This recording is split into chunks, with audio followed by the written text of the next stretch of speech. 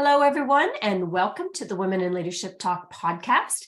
We're super excited. We've got Josselyn Herman Soccia here with us today, all the way from New York. Is that where you are today, Josselyn? I'm actually in Paris. Oh, you're in Paris. I am. I'm so jealous. It sounds so pretentious. I'm in Paris, but I am in Paris. That's fabulous. Well, we're excited to have you all the way from Paris. But originally you reside in New York. Isn't that correct? Yes, I split my time, actually. One of my lifelong dreams was to live in Paris. So I split my time now between Paris and New York. Oh, fabulous. Wow. Okay. I know another person who does that. We'll have to talk about that offline. Yes, exactly. It's the best. Yeah, that's what I hear. That's what she keeps telling me anyway. So, and I want to take a moment and just thank our audience. We appreciate you joining us today for this conversation. We have a lot to cover. Josselyn has quite the background, and I'm going to share that with you. But I think you're gonna want to stick around for the whole show and really just immerse yourself into the conversation we're getting ready to have. So, Josselyn, I'm just going to take a moment and share your official bio so that everybody knows who you are. And it's always kind of nice to hear somebody else talk about you, right? Yes, that's true. Much better than yourself talking about yourself. Exactly. So Josselyn has spent over 30 years as an entrepreneur, author, coach, leader, and designer of transformative programs. Her mission is to empower people to live the life of their dreams now. And she's doing that apparently because she's half-time in Paris, half-time in New York, versus that someday that we all say. And she developed themselves to be unmessable with in the process. And you're going to hear lots about that today. She's a former pop singer and songwriter. Josselyn and her group recorded the hit, That's What Love Can Do, which was the Billboard #1 song in America. If I remember correctly, you took Whitney Houston out with her #1 song, right? Yes. Congrats. Amazing. Maybe we get you to sing for us. It could happen. It won't sound as good as it did 30 years ago, but yes. Oh, I'm sure it'd be amazing. She works as a personal manager for actors, writers, directors, and recording artists, and has worked as a marketing and branding expert, entertainment producer, and casting director. She's also produced hundreds of commercials, television shows, as well as feature films, including And Be Real, which won dozens of film festival awards and was nominated for an Independent Spirit Award for Best Feature under 500,000. And for the Prism Award honoring the art of making a difference. Josselyn has raised close to $90 million for nonprofit organizations, and in 2001 produced the first annual live benefit gala for Families of Freedom, which is a scholarship fund that was benefited to the children affected by 9/11 and was named New Yorker of the Week. That's amazing. Like, good for you, Josselyn. That's just, it gives me goosebumps when I hear things like that. Yeah, it's moving to work with people like that. Yeah, no kidding. She's also the founder of a nonprofit organization called United Global Shift, and that is committed to shifting what is possible for humanity by shifting from fear, survival, and scarcity to possibility, partnership, and peace. She leads these programs around the world to cultivate and empower leadership and source sustainable results. I love that as well. Amazing. She's written many books, just if a few of those might be Peace Promises, 30 Days to a More Peaceful Life, The Promise Effect. So there's a number of books that she's written, and we'll make sure at the end we let you know where to find Josselyn and how to get some of the books that she has out in publication. She's also appeared in dozens of media outlets. And there's like so many, I am not even going to name them all, but ABC, NBC, CBS, Wall Street Journal, all of the main media outlets. And so we've got a powerhouse woman on our call today, and we're super excited to jump in here and just learn even more about you, Josselyn. So thanks again for joining us. Thank you for having me. Yeah, you must do you get tired of hearing your bio? Well, it's a little exhausting. It sounds like 6 different careers, but I am of a certain age, so I guess I have spent a number of years doing things. So I guess it adds up. Well, I think it's beautiful because what I read and what I see is how you keep reinventing yourself and how you keep spreading good in the world. And we need more of that. We need more people who are focused on bringing the good. So Yes, let's jump in. Let's talk about your background a little bit. I've given some highlights, shifting from pop singer, entertainer to master coach to running this nonprofit organization. Just give us some of that background and even how you shifted from these different industries. Sure. Well, I started professionally in my career as a producer. So I was producing animated television commercials, running a production company. And my whole life I had wanted to be a singer, but I thought that wasn't possible. I thought, you can't do your art as your career, which is something, maybe when I was 5, my father said, oh, you can't do your art as your career. So I just glommed onto that and was like, well, that's the truth. And then I was in a transformative seminar myself as a participant when I realized that wasn't the truth. It was a decision I made when I was 5. And 3 weeks later, I had a record deal. Whoa! So, yeah, that's the power of transformative coaching, really. And Love in it. that moment, I was like, okay, well, if I could accomplish this, something that I was sure was not possible, then people can accomplish their dreams. And I got committed to people fulfilling their dreams. That's sort of where my mission started. So while I was in that pop group, I was also getting trained to lead transformative seminars. And I started leading transformative seminars and I started coaching people. And all the while, doing the production and doing the singing. And then at some point, I didn't want to sing anymore because I'd met my husband and wanted to have kids and, was like, I've accomplished this dream. It was amazing. Now it's time to move to the next chapter. So one of the girls in the pop group that I was in wanted to go out on her own as a solo career. And she asked me to be her manager. And I was like, I don't want to be a manager. I mean, we've had horrible managers, like, why would I want to be a manager? And then I realized that I didn't trust anybody to do it. Because she was like my kid sister. So I said, I'll do it until we I'll help you find somebody. Like, I'll just do it until we find somebody. And that was like 30 years ago. So, basically I just started managing my best friends because they all were artists and they wanted management. And I'm a connector just by, naturally. So I was like, I would do this for free. I might as well make a company out of it. So that was like 25 years ago. So I started coaching actors in their career. I was doing the transformative seminars for people, not just actors, obviously. And that's over 30 years of my life now. Wow. Amazing. Yeah. Amazing. And I love how, well, first of all, just the fact that you went, oh yeah, I'll just do it till we find the right person. Yeah, exactly. And it's like, oh yeah, I am the right person. Yeah, exactly. I am the one. And that's a lot of my life. And, what I coach people to get is they are the one. You are the one in your own life. There's no one else that's going to come and do your life for you. There's no help coming. You're it. So you want to make a difference in whatever area, whether it was, with the kids from 9/11 or what, you're it. So now what? Yeah. Don't waste it. Do something with it. Yeah. Oh, I love that. I love that. Thank you. Thank you for sharing that. And I love also just, it's that element of trust, right? Like trusting yourself that, yeah, I can, whatever I set my mind to, I'm going to do. And what you shared about your 5-year-old self, I hear so many clients talk about that. Well, how can I do that? I'm not enough. I'm not, whatever the story is, smart enough, rich enough, pretty enough, whatever.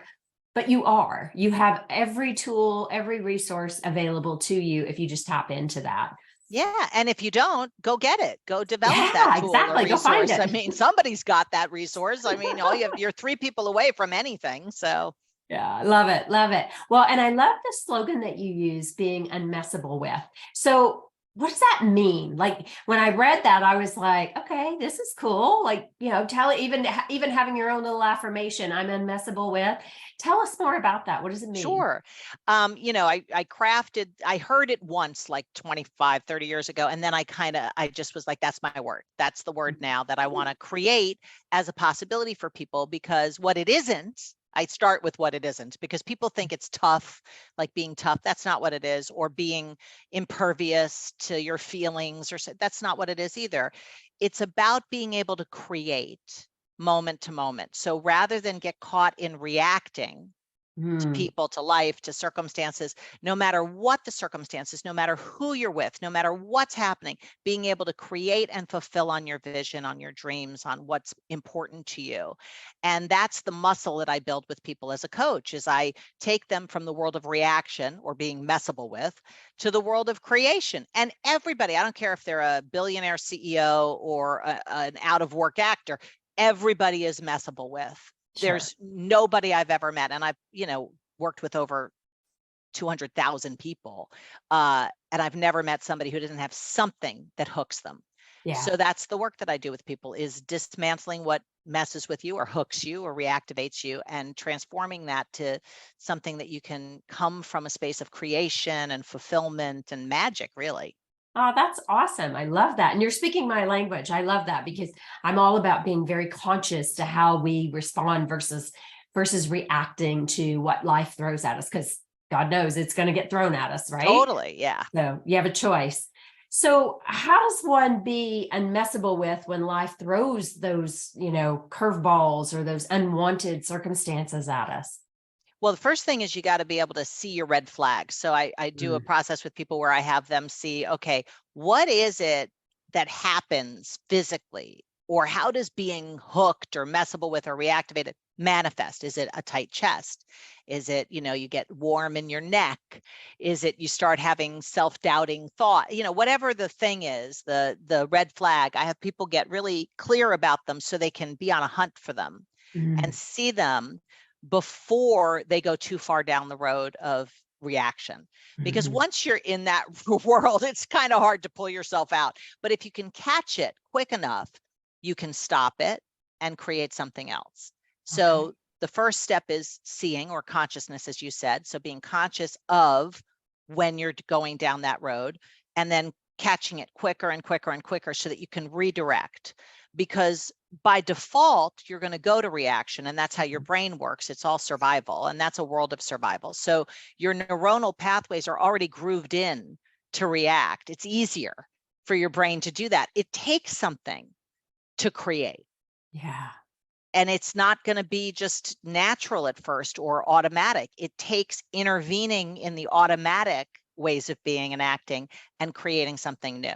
Yeah, for sure. Yeah, that intentionality has to be so profound to reverse that, right? Because you're right, we build these muscles of reaction, and you want to halt that and build the muscle for responsiveness. Yes. Love it. So how would one deal with those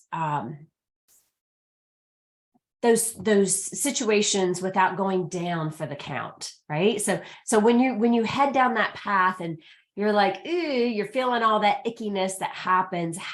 Sometimes, to your point, it's hard to pause that. So how do you not get all the way, embedded in whatever that might be? Well, it takes a committed, disciplined human being to catch it and then create something else and build, as I said, and as you said, that muscle of creation, because that's what gives you a choice. You don't really have a choice until you've created something alternative. Yeah, good point. Yes. So pre-creating something to go to is one of the things I do with people. So that way, when they're in the moment, it's not like they have to go, oh, what could I create? No, you've already pre-created something that you're going to go to as an alternative road. So that helps, to be able to build that muscle, because you have another go-to. If you don't have another go-to, I think a mistake that people make, and what I deal with a lot, is people go, okay, well, I'm very conscious of it. I can see it. Yeah. But then what? So what? So for a moment you're out of it, but then you're right back in it because you haven't created anything other than that. Yeah. That's a key part of it. I love that. Can you think of an example, or even a client that you've worked with where you've helped them be able to do that? Of course, not using real names. No, of course. But we'd love to hear an example. So many. I'll pick one from just this week. So one of my clients, she kind of has an automatic of not being appreciated. Very common for people, she's just not appreciated, waiting to happen, right? And, her husband did something, or rather didn't do something, and she was automatically in that place of, he's not appreciating me. And she messaged me and she was like, this is exactly why I get so annoyed. And I just said, okay, so now what are you creating? And she stopped, because we have enough of a shorthand now. And she goes, okay, I'm creating, being loving and patient. I said, great, try that, and then call me back and let me know what happens, So she went back into the interaction, rather than being upset and annoyed, was acting from being loving and patient. And she added in one of proactive after we had spoken. And she requested something that she wanted, to have happen. This week it was a date night and he hadn't done it and he hadn't scheduled it. So she requested that he organize the date night. And then she forwarded me his email and it was so great. He's like, I want no questions. This is what we're doing on Thursday. This, and she loved that, and it just made such a difference for her. But that wouldn't have happened if she had gone down the road that she was going to go down by default, which was annoyed and unappreciated. Yeah, no, I love that. I think that's so important. And that actually ties into what the next thing I wanted us to talk about, which is really about, what are those blocks that, inhibit effective communication? And that's kind of an example right there. But, what do you see when you're working with clients on, what obstacles do we put in the way? Well, for sure, limiting beliefs get put in the way for sure, and things that you're relating to as reality that aren't reality. So somebody does something, that they text you and then they don't text you for 5 hours. Okay, fine. That's what happened. But you are that they're ignoring you. Yeah. And then you relate to that story or that interpretation as if it's the truth, as if it's reality. And now you're pissed off at that person. All that happened is they texted you at 1 and they texted you at 6. That's what happened. But in your world, it's a whole other thing. And you're, already down, the road of craziness, right? So being able to see reality from your story about reality is one of the key muscles that people need to build to be able to develop this ability to be unmessable with. One of the biggest things that messes with you is those things you think are real that aren't. Yeah.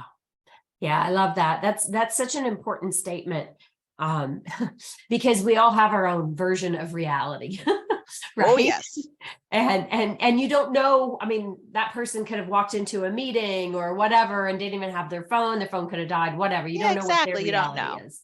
But you act like you know. Exactly. And we take it so personal. Exactly. And that's, taking things personally is another thing that messes with people. I mean, most of what people do has nothing to do with you. So, but you're living like you're the center of the universe and everything they're doing is like in order to get you or, hurt you or it's just absurd. But that's what it is to be a human being, is to automatically go down that road. It's like your brain is designed to survive. It's not designed to create and be alive and empowered. It's designed to survive and avoid threat. Yeah. So it's constantly looking out for, where am I at risk and how do I protect myself? And just as you say that, like, I wish our audience could interact right now, because I'd love that. A hot seat coaching. Because it's like, what do you want? Do you want to survive or do you want to thrive? And what Josselyn is describing here is, how do you actually thrive? Right. And it's that shift with how we view things. That's so important. And just another great way of how we look at things, I want to talk about what's that secret, that for women to have both that family and that thriving career. Because oftentimes, and I get this a lot from clients, will say, well, how do I do that? How do I have a career and have my family at the same time? Or I'm at that age where I have to make that decision. So I'd love to hear your thoughts on. Sure. I do a lot of work with people on having it all, which is not the same as doing it all. Oh, and yes, that's definitely the mistake that most people make. And I mean, I don't know, I can't remember in my bio if you read that I am the mother of 3. So I have 3 children, and I have obviously a career, and I have a nonprofit, and I've volunteered at the PTA, and I have parents in their 90s who I am primarily the caregiver for. So it's like there's a world, and it's completely possible, and I don't get overwhelmed. So how is that possible, right? And it has to do with what I said. There's no such thing as doing it all. You can't. You literally can't do it all. And that's a recipe for overwhelm. But having it all is a function of context and requests. So the context is decisive. It's not the content. It's not how much stuff you have going on. It's the context in which you're holding it. So let me demonstrate what I mean by that. Inside of the context number, what is this? It's not a trick question. Yeah, exactly. Okay. And inside of the context body part, what is it? The finger. And inside of the context direction, what is it? North. Up. Exactly. Or up. Yeah. So nothing altered in reality. The content hasn't altered, but the context completely alters your relationship to reality. So if you have a context called, I have too much to do, then no matter what you have to do, the content, it shows up as overwhelming. Mm. So if you create and I've created the context in my life of developing people's ability to be unmessable with and having the life of their dreams now. So that is the context in which I create my whole life. So it bleeds over to my parents, to my children, to my daughter's husband and his family, to my husband, to living in Paris. I mean, I had to make a lot of requests to be able to be here in Paris of my family, to step up and take care of my parents while I'm here and all that. So one person cannot have it all unless they're willing to make requests and empower people to be great around you. Yeah, I love what you just shared there. I think that's such an important message, because I think as women in particular, for whatever reason, sometimes we play that martyr role, right? And it's like, oh no, I can't ask anybody for help. Or we believe everybody else is so overwhelmed because we are, right, that we don't. Well, that's ask. the context thing. So if Yeah. that's like a lens, if your lens for your life is overwhelmed, then you're going to look at other people and say, oh, they have so much to do. It's just like a blue lens. You're seeing everybody with a shade of blue. Yeah. And that's so unfair, really, right? Because well, it keeps people small. Exactly. It keeps people small. And I see that in corporations too, where yes, leaders, and particularly female leaders, will often, oh, I can't put that on that person because the workload is too heavy. And it's like, well, have you ever asked them? Like, that's right. Right. They may be biting at the bullet and looking for extra to do because they want to show their worth, prove that they're ready for a promotion or whatever, but you don't even give them that ability. Yeah, So, and that's not just at work, it's everywhere. I mean, I was working with a mother of 5, which I'm like, you're a better woman than me. Like, 3, I tapped out, but she had, has 5 kids, and her house is just a mess all the time. And she's so upset about it all the time. And she wants to sell the house, so they have to clean. In order to sell it, they have to do it. And I said, well, why aren't you getting your kids in the game of cleaning with you? She's like, oh, I don't know if I could ask them. I was like, how old are your kids? She's like 17-year-old twins, a 14-year-old, a 15-year-old, and a 3-year-old. I was like, okay, maybe the 3-year-old can maybe just deal with their own toys, but there's no reason why you can't assign each one of them a room and have them be in this game with you, which completely transformed her days. She no longer came home from work upset because she had to clean everything, because everybody got in the game. Yeah, exactly. Exactly. And that's part of being a unit, right? Whether it's work, home, whatever. Totally. All being part of a community. Wow, amazing. So what does someone do when, let's take that situation, and one of the kids turns around and says, Mom, like, you're always asking us to do stuff, and I'm sick and tired of this. And then mom's feelings get hurt because she's like, okay, I'm not appreciated. They don't see it's for everybody. If my kid said, you're always asking me, that's right. You don't like it? Get on There's with the it. door. Have a nice time. Let me know how it goes. Get a job. Pay your own rent. You pay the rent. You can make the rules. And it can all be from the space of a game. We moved, and I have a 17-year-old and a 21-year-old living in our apartment in New York, right? And they're having to split up the chores and do stuff they never had to do before, because my husband's an overhelper and he does everything for everybody, which I love, but at the same time, it doesn't exactly empower the kids they have stepped up like unbelievable. They work it out. But you got to make it that, no, this is how we function in this family. New game. I know up until now, I've been doing all that stuff. That's, first of all, not good for you, because you're going to get out of my house at some point and you won't know how to do anything. So this is in your best interest. But also, I'm only one human being. I can't do it all. So now we're going to play a game called We're a Team. We're a family, and everybody, you can tell me, what do you want to take on? What would you like to be accountable for in the house? Okay, but it's going to be something. It's going to be something. Here's let's make a list of all the things, and you can co-create it. But no, you live in this house. You're playing this game. This is the way it goes, and not like harsh or forceful. It's just, no, this is the game we're in. Yeah. And there are consequences to not playing. Listen, if you're at work and you come late every day, there's a consequence. You're going to get fired. Yeah, exactly. It's just about, developing human beings who can function in the world. You're speaking my language, Josselyn. I'm exactly that way. My kids have been doing stuff since they were little tiny beings. because that's how I was raised as well. Like you were part of the household, so you all contributed. So why do you think so many times we resist doing that? Well, I think people are very much by default, automatically, I don't need you. Mhm. That's how they are as human beings. It's like you could go into someone's house, you could be parched, in a desert for a month. They go, "Can I get you something to drink?" And you're like, "No, I'm okay." You're just like, "I don't need you. I don't need help. I'm good." And most people have that as an automatic. Yet everybody I've ever met loves to contribute and make a difference. Yeah. But most people are, "I don't need you." So that's a little dilemma, because everybody wants to contribute and make a difference, but nobody wants anybody's help. So it's a little bit of a paradox.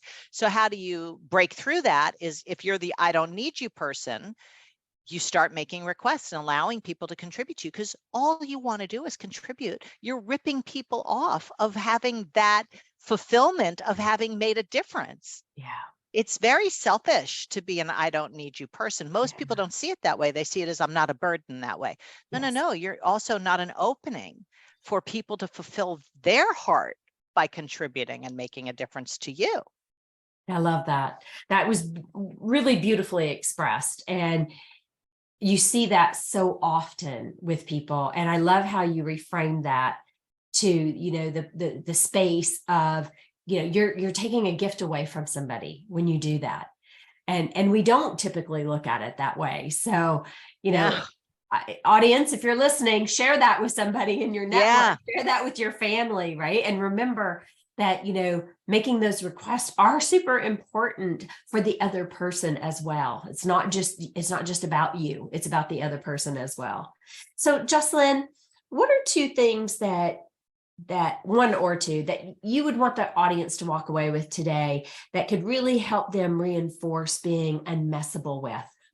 Well, the thing about context, I think, is really critical. So one of the things, I have this calendar workshop that I do with people, because a lot of people deal with overwhelm and being burnt out and everything. So when you write things in first of all, if you don't use a calendar, you got to start using a calendar, because otherwise you have everything in your head and that's a messy place to keep things, not smart. So when you put something in your calendar, what I advise people to do is also create a context for what you're doing. Otherwise, you end up with a bunch of stuff to do, but there's no being. There's no creation. So if you're going to write, "Go to the gym," which is something people put in their, they should put in their calendar if they want it to happen, "Go to the gym." Right before it, I go, "Okay, what are you creating by going to the gym?" Creating vitality. Go to the gym. So it's in your calendar, and your calendar becomes your creation versus your to-do list. So if you're going to prep for your podcast, right? Why are you doing that? What are you creating by doing the prep work? And you could look for yourself, like, what would you say? I'm sorry to put you on the spot, but what would you be creating by doing prep work? Oh, in this case, it's like, how do I bring the best experience for our audience and, make sure they're walking away with tangible information, things that they can do. So I want to really tap into who the guest expert is that's joining me. So you'd look at everything you just said and say, okay, so what's the result of that? Creating the best or something, the best experience. Yeah. Prep for the podcast. So that way, when you go to do things, the overwhelm sort of dissipates immediately if you have the space of creation holding the to-do. I really like what you said there. And what I took from that was it's that shift from doing to being. Yep, completely. Right? Because when we are being, we're more present and we have better capacity to create. Right? Yeah, and time sort of disappears. You ever been in the zone? It's not because you were doing something, it's because you were being. Yeah, and we're human beings, but we don't tend to the being part very much. We tend to the doing part. We but do a lot of being, the doing. yeah, and it's an overcompensating muscle. So it's time to build that muscle of being unmessable with.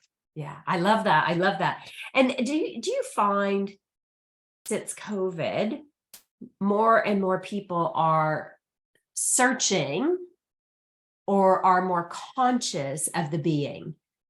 I don't know. I haven't really discovered that. I think people are more conscious of what they're doing, what they're spending time doing. And they're being more decisive about, okay, I want to do, like, deal breakers. this I will do, this I won't. No, I don't want to be in the office 5 days a week. And now this whole hybrid office thing, is such and employers are having to deal with that. Employees are now speaking out more about what they do and don't want to do. Yeah. I don't know if it's being connected. Yeah, I'm seeing a bit of it. I was just curious. Yeah. Because I see conversations shifting more to where individuals and even collectives are looking more about, they're not as focused on the doing. It's more about the being, which brings me great joy. It's great. Yeah, that's my I think dream it's fulfilled, Yeah, exactly. And then tying that back to living your dream, right? So maybe just summarize that for us to close things off, because when you're unmessable with, it helps allow you to be closer to living that dream, right? Well, there's a couple of aspects to it. One is people get messed with in taking the actions to fulfill their dreams, because they have conversations like, I don't have enough time, I don't have enough money, I'm too old, I'm too young, whatever the thing is, right? And that's one of the things that messes with people. So that's the aspect where it's like you can be unmessable with in fulfilling your dreams. But the other part of it, because I say living your dreams now, not someday, is about what are you creating? Because it isn't like when I work with people, I ask them what they want, and very little times is it really the thing or the goal. It's what becomes available if that goal were accomplished. So if somebody wants to win an Academy Award, okay, but why? Yeah. What do you really want? I want freedom. Okay, freedom you can have right now.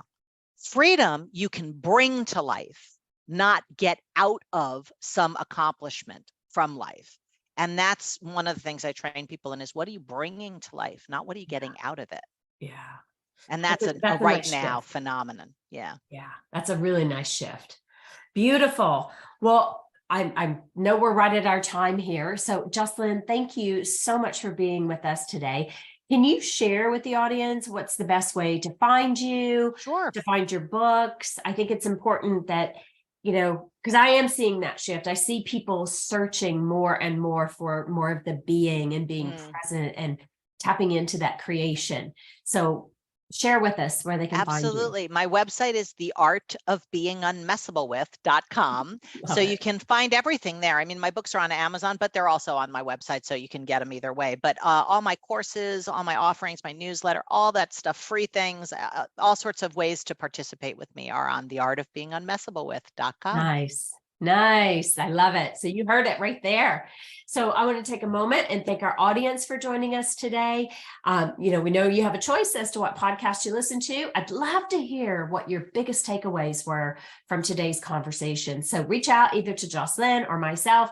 I'll share that with Josselyne. I'm sure you're happy to answer any of those questions. Yes, I beckon that. Yes, exactly. We love the interaction. So don't hesitate, reach out. And Josselyne, again, thank you so much for joining us. Thank you. Really am grateful you took the time. I know we got a time difference, so I'm grateful that you took the time to be with us. And just as a reminder to everyone, if you're curious about your own leadership, go on to WIL Empowered, that's 1L, willempowered.com, and take our free leadership quiz. It'll give you a lot of insight as to how you're showing up as a leader and where there might be some gaps. And if you have questions about that, you can reach out to me directly. I'd be happy to chat with you. So thank you again, and we look forward to seeing you on the next Women in Leadership Talk podcast. Take care, everyone.